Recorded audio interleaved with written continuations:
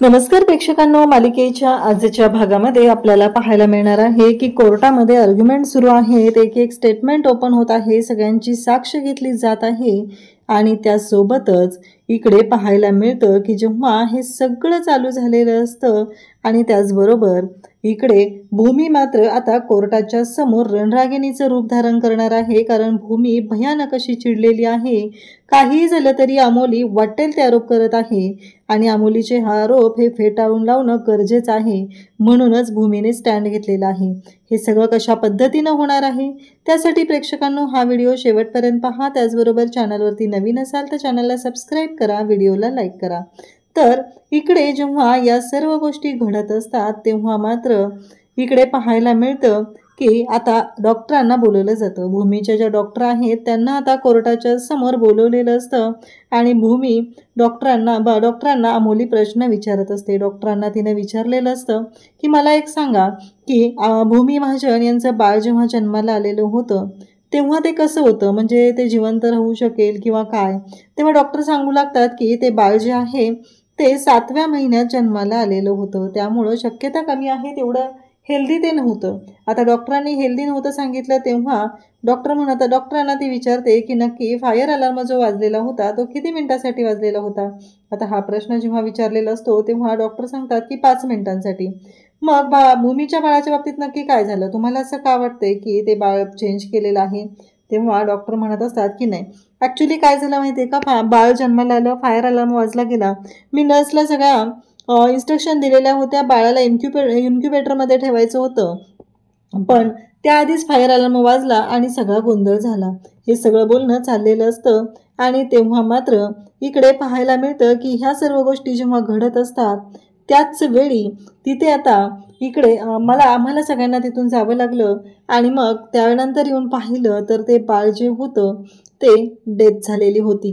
तेव्हा इकडे लगेचच बोलायला सुरुवात करते ती म्हणजे ॲडव्होकेट गीतांजली, आणि ॲडव्होकेट गीतांजली सांगत असते, ती म्हणत असते की हे सगळं जे काय घडलेलं आहे ते आता डॉक्टरांनी स्वतःच्या तोंडाने सांगितलेलं आहे।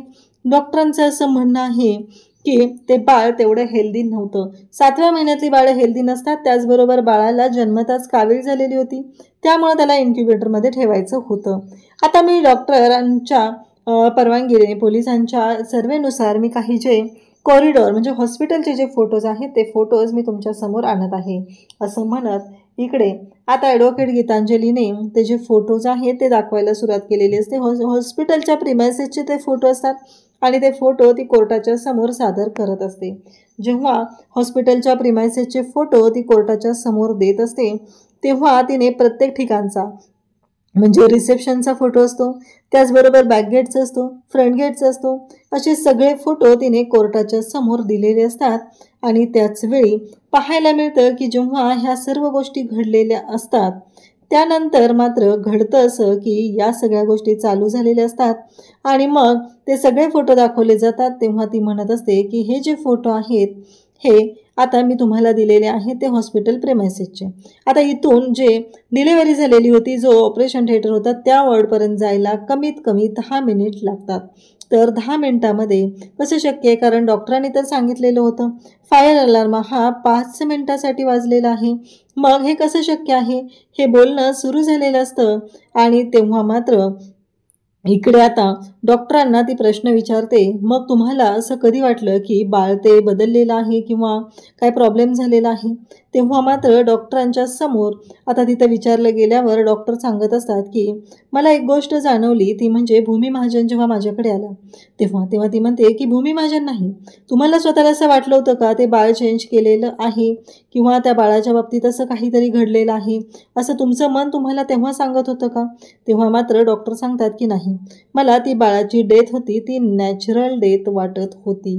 आता डॉक्टरांनी हे स्टेटमेंट दिल्यानंतर मात्र आता कोर्टामध्ये वेगळाच धमाका झालेला असतो आणि कळायचं बंद झालेलं असतं, कारण एवढं सगळं झालेलं असतं आणि इकडे रागिनी जी आहे ती हसत असते, ती खुश झालेली असते, तिला मात्र आनंद झालेला असतो, कारण भूमीने कितीही आदळापट केली, काहीही झालं तरी मी भूमीची आणि भूमीच्या बाळाची भेट ही होऊ देणार नाही, असं सगळं रागिणीने ठरवलेलं असतं आणि त्यामुळं तिला जो आनंद असतो तो आसुरी आनंद झालेला असतो. तिला खूप छान वाटत असतं. फायनली तिला असं वाटत असतं की चला, मी ज्या पद्धतीनं हे सगळं आखलेला डाव आहे आणि तो सगळा डाव यशस्वी होत आहे असं इकडे रागिणीला वाटत असतं. त्यासोबतच पाहायला मिळतं की जेव्हा या सर्व गोष्टी घडत असतात तेव्हा मात्र आता डॉक्टरांना प्रश्न विचारलेले असतात. डॉक्टरांना विचारलं जातं की तुम्हाला आधी वाटलेलं का ते बाळ जे आहे ते बदललं गेलेलं आहे? तेव्हा डॉक्टर सांगू लागतात की नाही. आता ती नॅचरल डेथ आहे हे सांगितल्यानंतर आता डॉक्टरांना पुढचा प्रश्न विचारला जातो, ते म्हणजे की तुम्हाला हे बाळ बदललेलं आहे हे? तेव्हा डॉक्टर सांगू लागतात की भूमी महाजन आल्या होत्या आणि त्यांच्याकडून हे सगळं कळलं गेलं. झालं इथेच आता मुद्दा मिळालेला असतो, कारण तिने एकच गोष्ट ठरवलेली असते, ती म्हणजे सगळ्यांना फक्त एकच प्रश्न विचारायचा आहे. रागिणीला तर एक आसुरी आनंद झालेला आहे. रागिणी मात्र जाम खुश झालेली आहे. तिला खूप भारी वाटत आहे. तिचं असं म्हणणं आहे, काहीही झालं तरीही तुझं आणि तुझ्या मुलीला मी एकत्र येऊ देणार नाही. म्हणजे हा कसला आसुरी आनंद आहे. एखादी आई आपल्या लेकरासाठी तडफडते, त्याच्यासाठी कोर्टाची पायरी चढलेली आहे, त्याच्यावरती आपला हक्क आहे ते सांगण्यासाठी, पण ही रागिणी जी आहे ती मात्र ही गोष्ट करूच देत नाही. त्यानंतर आता आकाश महाजन यांना बोलवलं जातं. प्रश्न त्यांना विचारायचे असतात, त्यांची चौकशी करायची असते. त्यासाठी आकाश महाजन यांना बोलवलं जातं आणि आकाशला बोलवलेलं असतं.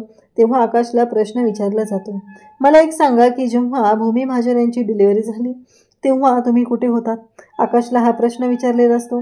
आकाश सांगतो की मी तेव्हा हॉस्पिटलमध्ये नव्हतो. मी जवळच असलेल्या एका मंदिरात प्रार्थना करण्यासाठी नवस बोलण्यासाठी गेलेलो होतो, कारण भूमीची तब्येत अचानक बिघडलेली होती. भूमीची कंडिशन ही क्रिटिकल होती, त्यामुळं मी देवाकडे साकडं घालायला गेलेलो होतो, असं आकाश सर्वांच्या समोर तिथं सांगत असतो. आणि तेव्हा मात्र इकडे आपल्याला पाहायला मिळतं की आकाशने सगळं सांगितलेलं असतं. तो जे शेजारी तिथं एक मंदिर होतं त्या मंदिरात गेलेला, त्याने जी पूजा केली, आपल्या मुलीचा आपल्या बायकोचा जीव वाचावा यासाठी जी पूजा केलेली आहे त्याबद्दल आकाश सांगत असतो. कारण आकाशने जणू काही तिथं अग्नीतून पावलं टाकलेली असतात. तो अग्निपरीक्षाच त्याने दिलेली असते आणि मग भूमी आणि त्याचबरोबर बाळाचा जीव वाचावा यासाठी त्याने सगळं केलेलं असतं. मग तुम्हाला कधी कळलं असं विचारलं जातं. तेव्हा आकाश सांगतो की मी जेव्हा हॉस्पिटलमध्ये आलो तेव्हा तिथं मला आत्याने सांगितलं की क्षितिजा झालेली आहे. तेव्हा मात्र परत ॲडव्होकेट गीतांजली आहे ती म्हणू लागते की कसं आहे माहिती आहे का मिस्टर आकाश महाजन, क्षितिजा ही तुमची मुलगी नाही आहे. अजून ते कोर्टामध्ये सिद्ध झालेलं नाही, त्यामुळे तुम्ही असं म्हणू शकत नाही की क्षितिजाचा जन्म हा मिसेस भूमी महाजन यांच्या पोटी झालेला आहे किंवा क्षितिजा तुमची मुलगी आहे. ही गोष्ट तुम्ही बोलू शकत नाही. हे सगळं जेव्हा चालू झालेलं असतं तेव्हा मात्र आकाश अगदी धक्का बसल्यासारखा पाहत असतो. त्याला कळत नसतं की नक्की करायचं काय आहे. काहीही झालं तरीही ही बाई असे प्रश्न विचारत असते. तेव्हा आकाशला ती म्हणते, जेव्हा बाळ गेलं तेव्हा तुम्हाला असं वाटलेलं का? म्हणजे मला कळत नाही आहे की तुम्हाला नक्की तेव्हा वाटलं होतं का की तुमचं बाळ बदललं गेलं? तेव्हा आकाश सांगतो की नाही, तेव्हा मला वाटलं नव्हतं. जेव्हा मला भूमीने सांगितलं तेव्हा मला वाटलेलं आहे. हे जेव्हा बोलणं चालू झालेलं असतं तेव्हा ती म्हणत असते की जज साहेब, एक गोष्ट लक्षात ठेवा, आत्ता यांनाही जेव्हा भूमीने सांगितलेलं आहे तेव्हा कळलेलं आहे. म्हणजे इथं येणारी प्रत्येक व्यक्ती साक्ष देत आहे. आकाशला आणखी बोलायचं असतं पण ती मात्र बोलू देत नाही. आणि तेव्हा आता पुन्हा मानसी यांना बोलवलं जातं. भूमी मात्र भयानक वैतागलेली असते. मानसीला काही प्रश्न विचारले जातात. मानसीला विचारलं जातं की मला सांगा की तुम्ही भूमी महाजन यांच्या, ती सांगते की मी भूमीताईची बहीण. मग तुम्हाला जेव्हा बाळ झालं त्यानंतर जी काही कंडिशन घडलेली होती त्यानंतर तुमचं म्हणणं काय होतं? तुम्हाला कधी वाटलं की ते बाळ बदललेलं आहे?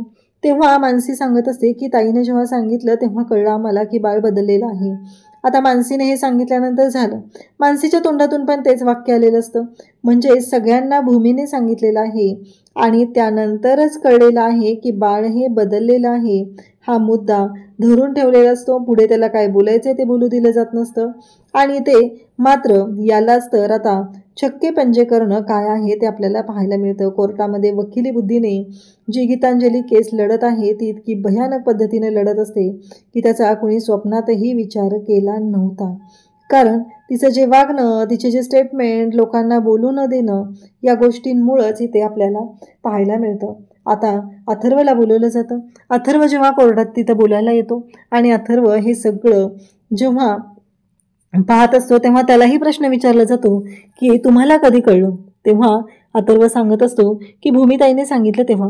मग तुम्हाला शंका आली नाहीये का? तुम्ही तिच्यावर लगेच विश्वास ठेवला का? तेव्हा अथर्व म्हणतो की हो, भूमिताई का खोटं बोलेल ना, म्हणून आम्ही तिच्यावरती विश्वास ठेवलेला आहे, असं अथर्वचं म्हणणं असतं. आणि तेव्हा मात्र आता ॲडव्होकेट गीतांजली कोर्टाला सांगू लागते की जज साहेब, एक गोष्ट लक्षात ठेवा, ही तिसरी व्यक्ती आहे. या तिसऱ्या व्यक्तीने सांगितलेलं आहे की कोर्टाच्या समोर हे सगळं जे काही घडलेलं आहे या सगळ्याला जबाबदार कोण आहे. म्हणजे भूमी महाजन यांनी प्रत्येक वेळेस ह्या गोष्टी सांगितलेल्या होत्या. आता महाजन कुटुंबामधीलच रागिनी पटवर्धन यांना मी बोलवत आहे आणि मग रागिनीला बोलवलं जातं. रागिनीला प्रश्न विचारले जातात. रागिनीला विचारलं जातं की हे सगळं काय आहे. तरीही रागिनीकडे तर खूप भारी उत्तर असतं. रागिनी म्हणत असते की भूमीने जेव्हा सांगितलं तेव्हाच कळलेलं आहे, त्याच्या आधी माहीत नव्हतं.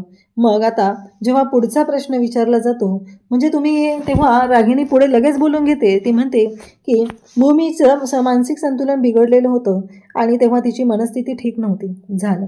आणखी एक कोर्टाला मुद्दा मिळालेला असतो, भूमी कशी चुकीची आहे हे दाखवण्यासाठी. आणि मग भूमीच्या बाबतीत आणखी बोललं जातं. इकडे मात्र आता लगेचच बोलायला सुरुवात करते ती म्हणजे ॲडव्होकेट गीतांजली. कारण एवढ्या लोकांनी सांगितलेलं आहे आणि ॲडव्होकेट गीतांजलीचं म्हणणं असतं की 5 मिनिटासाठी फायर अलार्म बंद होता आणि 5 मिनिटामध्ये ते बाळ तिथून गायब केलेलं आहे. मग तेवढ्या वेळात कोणाला कसंच कळलं नाही की बाळ तिथून गायब झालेलं आहे ते? हे कसं शक्य आहे? कोणाला तरी कळायला हवं होतं ना, तेवढ्या वेळामध्ये काहीतरी घडायला हवं होतं, असं तिचं म्हणणं असतं. आणि त्यासोबतच हे सगळं जेव्हा चालू असतं तेव्हा मात्र भूमी म्हणते पण कुणीतरी आधीच हॉस्पिटलमध्ये असेल ना, कारण बाळ पळवलेली ती व्यक्ती ती नर्स होती, त्या नर्सवरती संशय होता, असं भूमी बोलत असते. आणि तेव्हा मात्र इकडे आपल्याला पाहायला मिळणार ते म्हणजे की आता गीतांजली बोलायला सुरुवात करते. गीतांजली म्हणत असते की बरोबर आहे. आणि त्याचबरोबर इकडे पाहायला मिळतं की आता गीतांजलीने हे सगळे मुद्दे कोर्टाच्या समोर मांडलेले असतात. मग आता पारितोष अवस्थी म्हणजे अमोली अवस्थी यांना कोर्टासमोर बोलवलं जातं. अमोलीला बोलवलं जात असतं. अमोलीला प्रश्न विचारले जात असतात आणि अमोलीने उत्तर द्यायचं असतं. अमोलीला विचारलं जातं की तुमची आणि भूमी महाजन यांची ओळख कशी काय? तेव्हा अमोली कोर्टाला सांगू लागते की माझे मिस्टर पारितोष अवस्थी यांचे भूमी आणि त्याचबरोबर आकाश महाजन हे खूप जवळचे मित्र आहेत. आणि त्याचबरोबर आमच्या बाळाला घेऊन जेव्हा आम्हाला जायचं होतं देवीच्या दर्शनासाठी तेव्हा आम्ही महाजन यांच्या घरी गेलेलो होतो. आणि त्यानंतर तेव्हा तिथे गेल्यानंतर भूमी तिथं आली. भूमीचं मानसिक संतुलन बिघडलेलं होतं कारण नुकतीच तिची डिलिव्हरी झालेली होती, त्यात बाळाची डेथ झालेली होती, या सर्व गोष्टी झालेल्या होत्या. आणि मग भूमी यांचं मानसिक संतुलन बिघडलेलं होतं. तिथे गेल्यानंतर माझी क्षितिजा आहे ती रडायला लागली आणि मग क्षितिजा जेव्हा रडायला लागली तेव्हा भूमी धावत आली आणि माझं बाळ करून तिने माझ्या बाळाला स्वतःच्या हातातून हिसकावून घेतलं आणि हे सगळं घडलेलं आहे.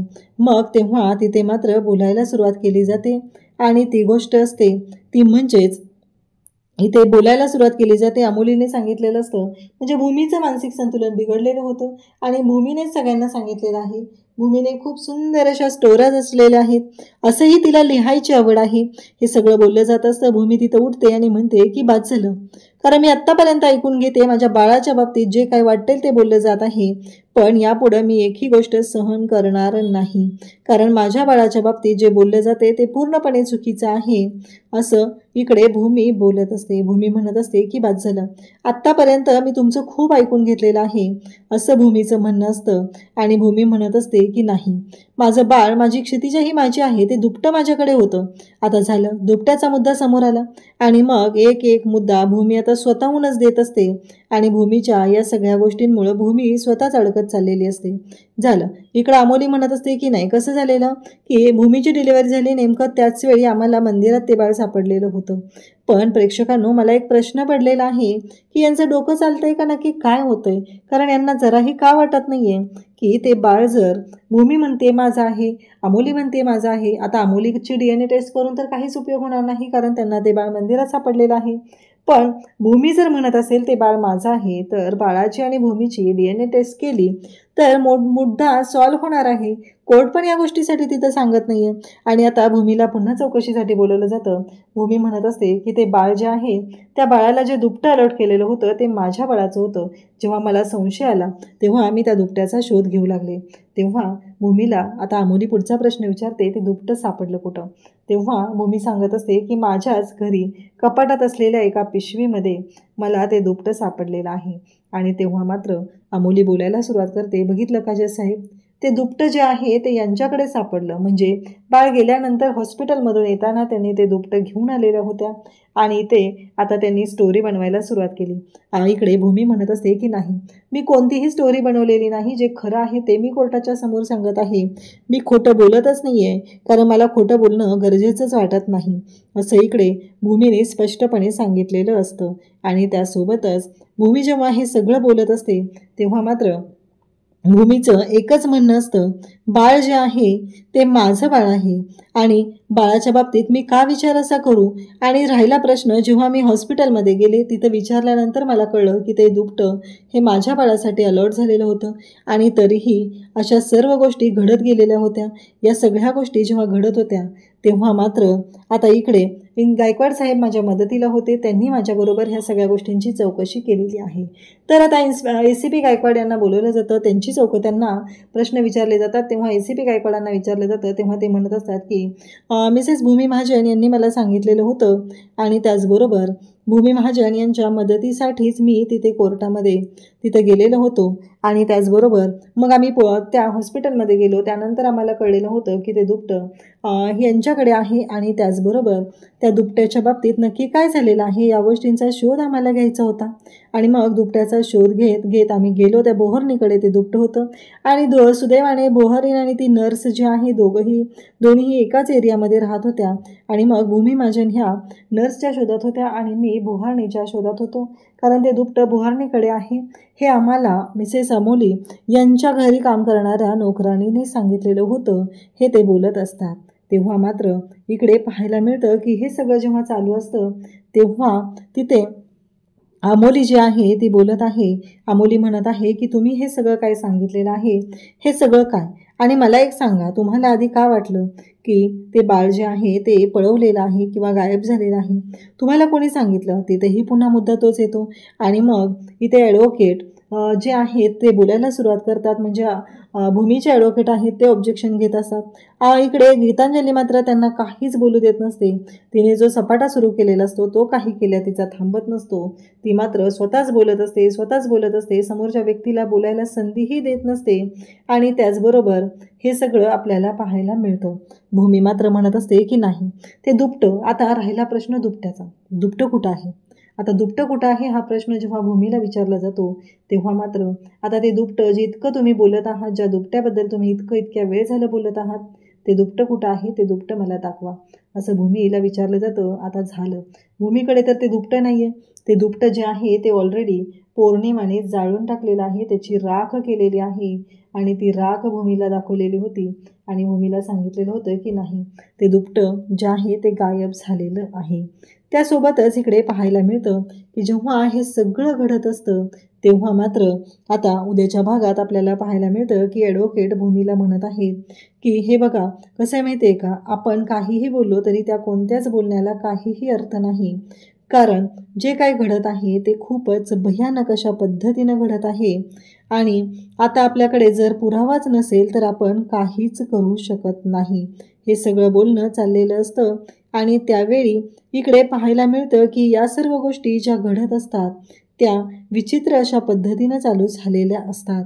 आणि त्यासोबतच या सर्व गोष्टी कशा पद्धतीनं मॅनेज करायच्या आहेत या गोष्टींचा शोध मात्र सुरू झालेला असतो. आणि मग इकडे वकील साहेब म्हणत आहेत की आपल्याकडे कोणताच पुरावा नाही आणि त्यामुळं आपण त्यांना अजिबात तिथे वेटीस धरू शकत नाही आहे. जर आपल्याकडे पुरावा नसेल तर आपण कोर्टासमोर कसं आणणार आहोत की ते बाळ जे आहे ते आपलं आहे, त्या बाळावरती आपला हक्क आहे, हे कोर्टासमोर कसं आणणार आहोत?